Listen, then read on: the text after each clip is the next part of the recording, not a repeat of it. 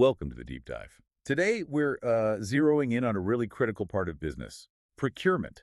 It often gets stuck with this image of just, pushing paper. Right. But get it wrong, and it's not just inefficient, it can cost a fortune. So we're talking about more than just saving a bit here and there. Oh, absolutely. We're talking strategy, discipline. The thing is, many procurement teams fall into the same predictable traps, very expensive traps that stop them from really adding value. Okay, so that's our mission today. Identify those big mistakes, find the smart solutions, and help you turn procurement into a real competitive advantage. Hmm, Right, let's get into it. Where does the money often leak first? Budgets, I imagine. exactly. Mistake number one is often, well, surprisingly basic. Going above your budget, especially early in the year, people get a bit too eager. So it's a control issue, not necessarily bad intentions. Precisely. It usually comes down to poor visibility. The fix isn't just yelling spend less, it's about strategy. You need regular checkpoints, monthly or quarterly. Tied to vendor payments, maybe. Yes, that's smart. Link them to major payment cycles so you can actually see the cash flow needs coming. It stops overruns becoming huge problems. And this all hinges on real-time spend visibility. You need the data. That visibility sounds key for the next point, too. Skipping negotiation. Just taking the catalog price seems like, well, leaving free money behind. It absolutely is a huge missed opportunity. Everything's potentially negotiable unit cost, sure, but also shipping, payment terms, even things like warranties or risk clauses. So teams need training in that. Definitely. Best practices are essential, but, and this is important, there's a balance. Pushing too hard, being overly aggressive just for the lowest price, that can really damage supplier trust. Right, that long-term goodwill is valuable, too. How do you know if you've pushed too far? You start seeing signs, maybe they're less responsive, less willing to share info, or suddenly you're not top priority when supplies are tight. Which brings us neatly to mistake number 3, not building genuine supplier relationships. SRM, right? Treating them like order takers instead of partners. Exactly. If it's purely transactional, you miss out. Better pricing often comes from relationships, sure, but also ideas, access to innovation, preferential treatment. You want strategic partners. And that partnership gap, I guess that leads straight into overlooking innovation. Yeah.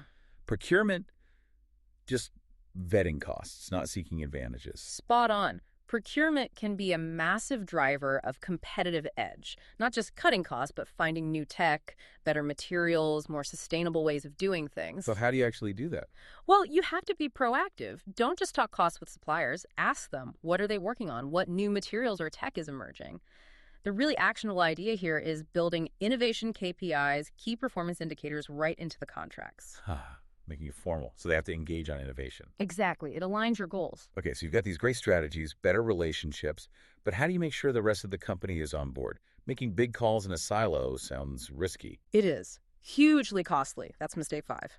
Procurement, making major sourcing decisions without involving finance or operations or IT, the people actually impacted day to day. Like buying equipment that doesn't fit the workflow. Precisely. Yeah. Costly misalignment. The solution has to be a cross-functional procurement process. Mandatory involvement. Everyone who has a stake needs to be in the loop early, especially during RFQs or RFPs. Finance, ops, IT, maybe even marketing, depending on the purchase. Makes sense. Alignment is key. And I suppose none of this works smoothly on paper anymore. The final mistake, refusing to use procurement software.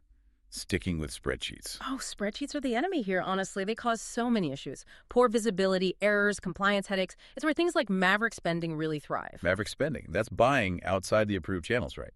Exactly. Unauthorized off-contract spending that bypasses all your negotiated deals and controls. E-procurement software, on the other hand, automates things. Requisitions, approvals, supplier management. It boosts compliance massively and gives you that instant visibility we talked about earlier. Cuts cycle times, too. Okay, let's pull this together for everyone listening.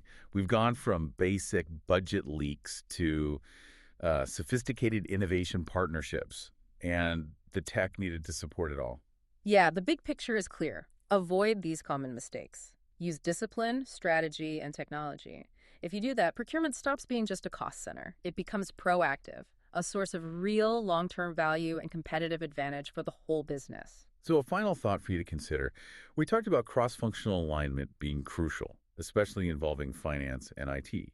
Thinking beyond those two, which other single department in your organization could unlock the most new value if they started collaborating really closely with procurement right now? Something to think about.